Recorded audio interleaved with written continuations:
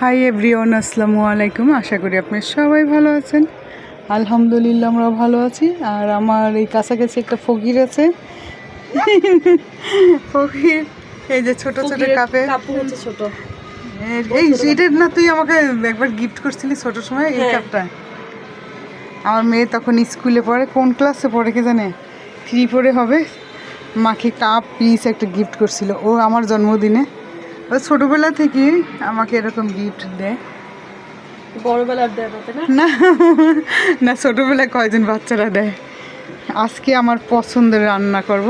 ছেলেকে বলছি যে একটু বাজার করে নিয়ে এসো শাক সবজি, ছেলে শিখুক।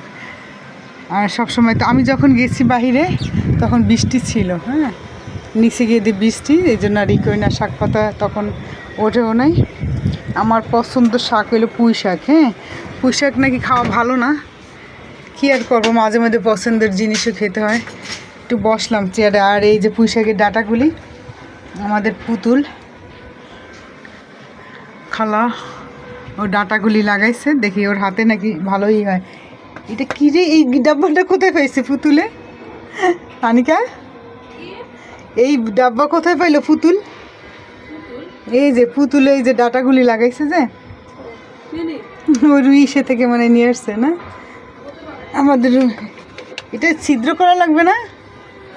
আচ্ছা, পরে ছিদ্র করব। আজকে রান্না করব পুঁই শাক, মুসুরির ডালটা একটু করব ভুনা ভুনা করে, তারপর পুঁই শাকটা ছেড়ে দেবো, তারপর একটু পানি দেব। খুব সহজ। আর লাল শাক নিয়ে এসছে, আমার হাজব্যান্ডের পছন্দ হলো লাল শাক। আমি কখনো একসঙ্গে এরকম শাক পাতা 2 রকম রান্না করি না, যে কোনো একটা।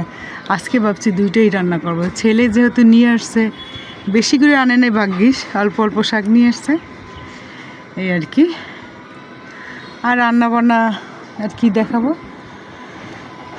চেষ্টা করবো দেখানো। তাহলে আজ রাখছি, আমার সবাই ভালো থাকেন, আল্লাহ হাফেজ। আর আমার কফিটা খেতে থাকি।